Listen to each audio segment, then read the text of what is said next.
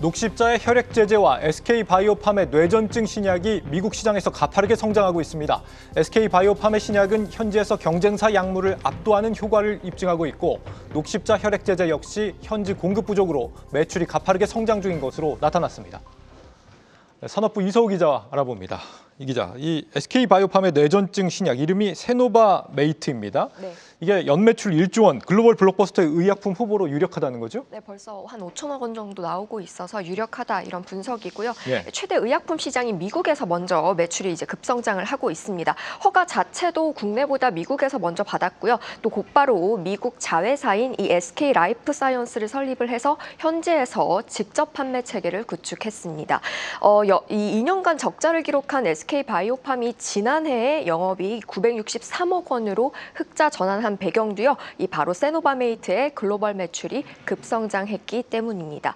지난해 SK바이오팜 전체 매출의 97%가 세노바메이트에서 발생을 했고요. 이 중에 미국 매출이 83%로 압도적이었습니다. 또 미국 매출만 좀 살펴보면요. 지금 2022년 1,692억 원 수준에서 지난해 4,387억 원으로 약 3배 가까이 뛰었습니다. 특히 이 SK바이오팜이 연구개발부터 상용화까지 모든 과정을 자체적으로 소화를 했거든요. 그러니까 현지 파트너사나 판매사를 끼지 않고요. 그래서 지불해야 하는 비용이 없는 겁니다. 그렇기 때문에 수익을 극대화할 수 있는 효자 품목이라는 분석입니다. 증권업계에서는요. 2027년에 세노바메이트의 연매출이 1조 원을 넘길 것으로 내다보고 있습니다. 세노바메이트가 SK바이오팜을 먹여 살리고 있다 이런 얘기네요. 미국의 뇌전증 치료제 시장이 전 세계에서 가장 크다고 그러던데 맞습니다. 이 경쟁사들 대비해서 좀 차별화되는 경쟁력 같은 게 있습니까? 그러니까 일단 전 세계 뇌전증 환자의 절반이 미국에 있다고 하는데요. 그 규모만 약 5조 원이 넘는다고 합니다. 그러니까 국내가 한 5천억 원 수준이니까 10배 가깝게 큰 시장인 건데요. 네. 현재 이 뇌전증 치료제 1위, 글로벌 1위는요. 연매출 2조 원이 넘는 UBC 제약의 빈펫입니다. 그런데 이 발작 조절 효과에서 보면 세노바메이트와 빈펫을 비교를 했을 때 세노바메이트가 월등히 앞선다는 연구가 일찍이 있었고요. 또 의료 현장에서도 실제로 계속 처방이 확대되면서 증명이 된 것으로 그렇게 알려집니다. 또 무엇보다 이 뇌전증 환자들은 발작을 조절하기 위해서 한 개가 아니라 여러 개의 약을 함께 복용하는 경우가 많거든요. 그런데 이 세노바메이트의 경우에는 미국에서요. 단독뿐만 아니라 병용 투여까지 모두 허가를 받았기 때문에 다른 약과 함께 처방하는 사례가 늘고 있는 겁니다. 또 미국 출시 이후에 독일이나 덴마크, 스웨덴 이런 유럽 지역에도 출시를 했는데 최근 판매가 늘고 있다는 점도 고무적입니다. 이 실제 세노바메이트의 글로벌 시장 점유율을 살펴보면 지난 2022년 1.8%에서 2023년 3.1% 그리고 지난해 4.6%로 꾸준히 상승하는 것을 볼 수 있습니다. 그리고 이 GC 녹십자의 혈액 제제가 또 미국에서 빠르게 성장하고 있다는 거죠? 네, 이 알리그로라고 하는데요. 이제 들어보셨을 텐데 이게 혈장에서 나온 이 면역 글로불린 성분입니다. 이 주로 정맥으로 주사를 해서 이 자가 면역 질환을 치료할 때 쓰이는데요. 이 국산 제제 중에서는 알리글로가 최초로 미국에 출시가 됐고요. 지난해 7월 출시가 됐는데 지난해 매출만 한 450억 원 정도 기록을 했습니다. 좀 적어 보이실 수 있는데 이게 처방까지 좀 전환이 되는데 시간이 걸리는 점을 감안하면 초기에 좀 성과가 있었다는 평가고요.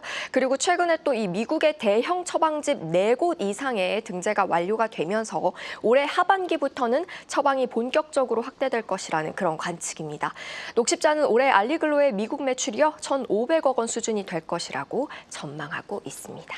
이 녹십자 연간 매출이 1조 5천억 원이 넘어가던데 앞서 우리 이 기자 얘기처럼 1,000억 원대 매출은 대단히 의미 있는 매출은 아니지 않습니까? 이거 어떤 의미가 있는 거예요? 맞습니다. 이게 일단은 잠재력이 굉장히 크거든요. 그러니까 만들기만 하면 지금 팔리는 게 이 혈액제제 시장입니다. 예. 이게 전 세계적으로 공급이 또 부족하고요. 수요 대비 공급이 턱없이 부족하기 때문에 만들수록 다 팔리는데 문제는 신규 주자의 진입도 어렵다는 점입니다. 이게 제조 방식도 복잡하고요. 기술력이나 이런 생산 역량 확보가 어렵기 어렵기 때문인데요. 녹십자는 이미 그 경쟁력을 확보했다는 분석입니다. 또 미국 혈액 제제 약가가 세계 최고 수준인 것도 이 녹십자가 미국 사업에 집중하는 이유 중 하나인데요. 미국 내 약가를 살펴보면 우리나라 혈액 제제 약가와 비교했을 때 약 6.5배 이상이다. 이럴 정도로 상당히 비싸기 때문에 고마진인 겁니다. 특히 앞으로 이 미국에서 이 약값이 더 비싸질 거라는 전망이 나오는 것도 좀 주목해야 하는데요. 현재 미국 내 혈액 제제 가격은 그램당 95.1달러인데 2030년에는 117달러가 넘을 것이다. 이렇게 관측이 되고 있습니다.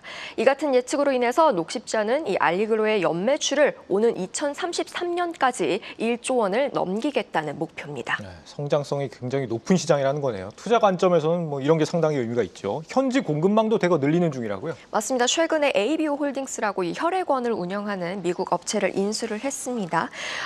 현재 ABO 홀딩스가 미국에서 가동 중인 혈액원은 약 3곳인데요. 그러니까 올해 또 3개가 추가로 가동을 승인받을 예정이고 현재 또 텍사스주에 2곳을 더 증설을 하고 있습니다. 네. 그래서 2026년에는 총 8개의 혈액원을 확보하게 되는 겁니다.